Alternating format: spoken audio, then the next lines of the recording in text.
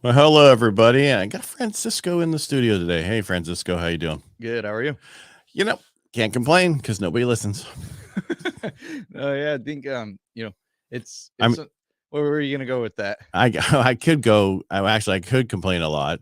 In this market, it seems like buyers are complaining and they want a lot and they're wanting to wait and they're wanting to think this and think that. I don't know. And my question is, what are you really fucking waiting for? Excuse my language. What are you waiting for? Hey, it's better. Clean it up.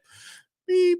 No, well, and it is one of those things where, I mean, we constantly have this conversation, with our clients too, where it's a big factor of like exactly like you said, what are you waiting for? Because right now there's opportunities that we didn't have for.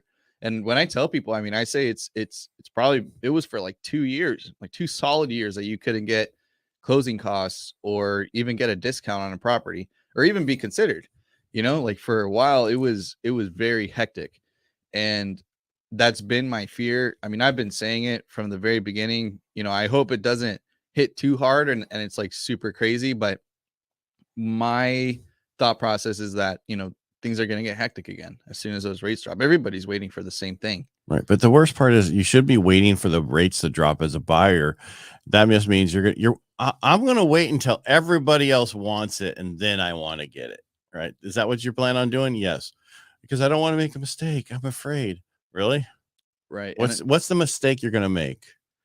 Buy the house you want, a little bit higher interest rate that you can refinance later, get it for the price you want, get closing costs, get help with certain things that you couldn't done before. So you're getting into a better overall situation where the house is in a better situation, right? You're not accepting an offer on a house that needs all this work and the seller's not going to work with you. They'll help you. Right.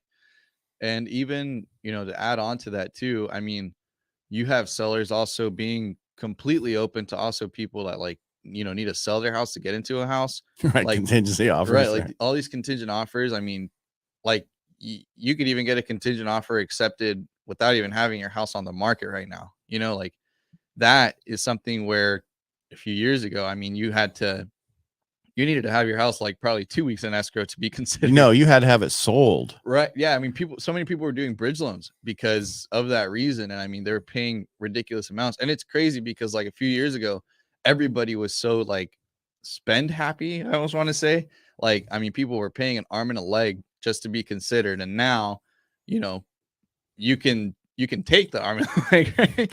Well, I think a lot of people are worried about values going down. Values aren't going down. They're just not appreciating at the rate we were appreciating at. And that I don't think people understand that. They keep hearing the median rate is down. Well, that just means people are buying lower price homes. That's what the median rate is. It's not if your house was worth 500,000, it's probably still worth 502,000 today. It's not going down. It didn't say your house at 500,000 now worth 400 or 450. That's not what it's saying. That just means people are buying lower price homes. That's the median, not the average, not the current value of the house. It's just that's the median what people are buying. But people take that as values are going down.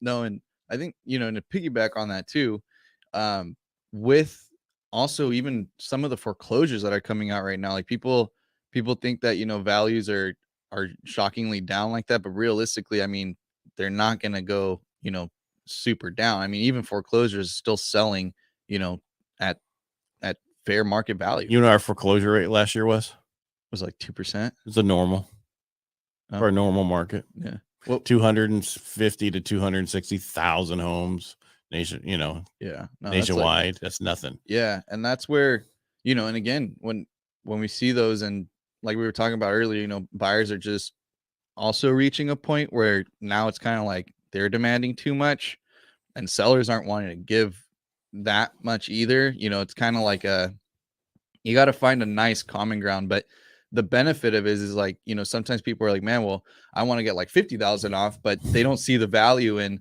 just getting 20,000 in credits. I mean, that's cash, that takes care of your closing costs, any repairs that you need, right? Where normally that comes out of your pocket. And that's the thing too. I mean, you're talking 10,000, 15,000, around there. And some people are like, well, I just want to wait for the lower rate. However, the plan is to refi out of that.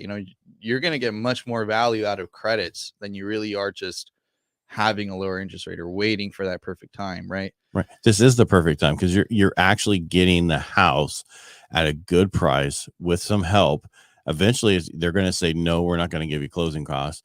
I got somebody else behind you that will offer me more. It's starting to happen. Even on $700,000 houses, it's like all of a sudden there's a big change in the last couple of weeks where things are changing, and people have been in the contract who are asking for more now. The seller's like, you know what? No, I'll put it back on the market because I know it's going to sell. Right. I was just telling you about it, before the show too, how, there's even people increasing their prices right now. So, and they'll just wait because they'll happen. It'll come. Right. As soon as those rates go down, I mean, I even have a listing that we've been kind of waiting, and she's like, we'll just wait until spring, And spring is when rates will come down more. They're going to come down every month that CPE comes out and the PPI comes out and shows inflation's in check. Each month is going to come down a little bit more. But you don't want to wait till May to when it actually really drastically drops, because then everybody's going to say, oh, now is the time. Right. And right now too, there's good options, because the thing is what I also fear is like, yeah, maybe some sellers are going to jump right on, but a lot of them are also just going to wait until it's like, okay, let's see when this thing peaks, right? And what does that mean? I mean, we already have low inventory. It's, as soon as people start jumping in, it's going to start diminishing again. There's not going to be as many options. And again, we're just going to probably be into bid wars. Right, because we really don't have a lot of inventory. We just don't have a lot of people looking because they're waiting.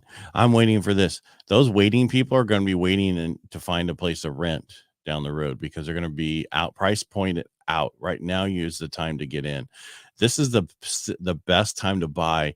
Even if the house went down 10 grand after you bought it, in 5 years from now, it's going to be up so much, it's not going to matter. You're still going to be there paying down that mortgage over time. It's not 2008. 2008, we had 3.5 million homes on the market. We don't have that. And builders were building still. We don't have that. Builders are not building. They're starting to set up for building. They don't have, last weekend, we did a radio show with Courtney Buford out of Las Vegas. Standing inventory of new home builders, they all have 20 to 30 done, with 60 to 70 lots getting ready to go, that are ready to go. There's an issue. Yep. We don't have that issue because we didn't build. People don't realize, if we wouldn't have had the 750, whatever the number was, thousands of people leaving California over the last 3 years that they were leaving, we wouldn't have had homes to sell. No, yeah, and that's the thing too. People don't get that. We had no inventory and people were leaving California and we were selling those homes. Yeah. And now, I mean, we were talking about it too, I think on the last show as well. Like, we're going to see people coming back. They're coming back. Some of them are. And again, it's going to be, there's a big shift that's going to come, and it's going to come soon. And that's why, I've been doing as much as I can to try to educate everybody and really, I mean, all that I asked too. And like, I mean, for everybody out there, I think you should really just consider, like, even just like you mentioned, right? Like, even just that soft credit pool, just something to be ahead of the curve. Because a lot of the times people too, they'll have in mind, like, okay, I want to buy in May, but they wait and they don't get qualified until May. And what happens is now, they have things to work on. Now what was thought to be May turns into like June, July, and maybe something else happens. And, without guidance and without support from us, it's difficult. And some people just kind of want to take it on by themselves.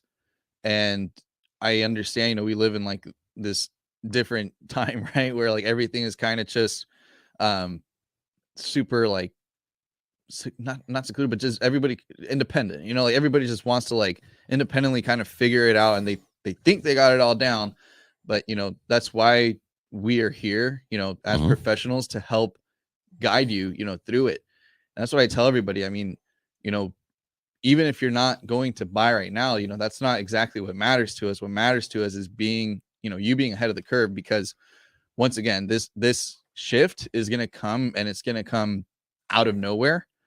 And so many people are going to be shocked by it. But again, we've been preaching and saying we expect it. People just don't believe it. I mean, the problem about soft pools, I mean, everybody's like all of a sudden, I don't want a hard pool. I don't want this. I don't want it's the credit pool is good for 120 days, period. All right. While you're looking, the issue is a soft pool. We can get up to now we have it. We're up to 3 FICO scores, right? Your 3 FICO scores and the information. We can do DU and LP for conventional, but we can't do it for govies. So we have to do a hard pool in order to be able to do that for government right now. And now, next week I'll be saying, no, we can do it for government. But right now at this point, so I'm tired. Don't worry about a hard pool. The reason we want to do a soft pool is so that we don't tell our competition, then they trigger that lead to be sold to somebody and they're hounding you for stuff. What you want to do is before you do anything, go to those sites to get yourself off of like the do not call list, right? And then the opt out. You want to do those two. Get on the do not call list for your cell phone, your home phone, and get in the opt out pre-screened thing. It's, I think, optoutprescreen.com. Put in there, get your information, get in there. It takes a couple weeks. Then do it. Then nobody can call you. Right. It won't matter what we do a hard pull. Right. My wife, when we did our refinance last year to put our pool and other stuff in, my wife got to a point where she was just telling those people, why don't you get a real job and go out and get your own people to work with instead of stealing from other people? No, and it's well, and it's and a lot of the times, some people just need, like I said, you don't need to be bombarded. Yeah, and a lot of the times it's what happens. And well, that's why you do the pre-screened, right? Optoutprescreen.com, and then go to do not call list and put your stuff on there. Right. Yeah, and it helps. It helps you also be more precise and just more streamlined, right? When you're working with just one person, and then you start getting all confused. This is happening, that is happening. Like, just stick with someone, someone who's reputable and someone that you obviously trust. Like, that's the biggest thing too. And we offer that here. We've I've been doing this 4 years now. You've been doing this, That don't even say it. Yeah. But it's something where, again, we are professionals in this field, and we know and we see all these things. I mean, and once again, we're always educating ourselves to educate you guys as much as we can. This is why we come here. I mean, I love doing this. It's just every week it's this talk, and it's good to do it. It keeps us on top of everything, and it also helps us keep you guys on top of everything, which Right. is what is important. We need to make sure that we're, like, once again, if we can be ahead of the curve, because it's going to come fast. It's going to be here before you know it. And everybody's going to say, oh man, I wish. I wish. Right. They're going to. How many? Every 9 out of 10 people we talked to is going to go, man, I wish I would have done something. I wish I would have listened to you. Yeah. And it's always the same people. And it's the same thing about certain clients who get into contract and cancel and they do it again. Might as well just say goodbye. Yeah. Because they're going to do it again because they just don't want to make a mistake. And sometimes you have to be okay with making mistakes. That's how life is. You make mistakes along the way. Doesn't mean it's not going to benefit you later. That's how we learn. Make the mistake. It's okay. Get into contract and find out you didn't make a mistake. Yep. All right. Francisco, thanks for coming in today. Thank you for having me. And thank you for watching. And we really appreciate you.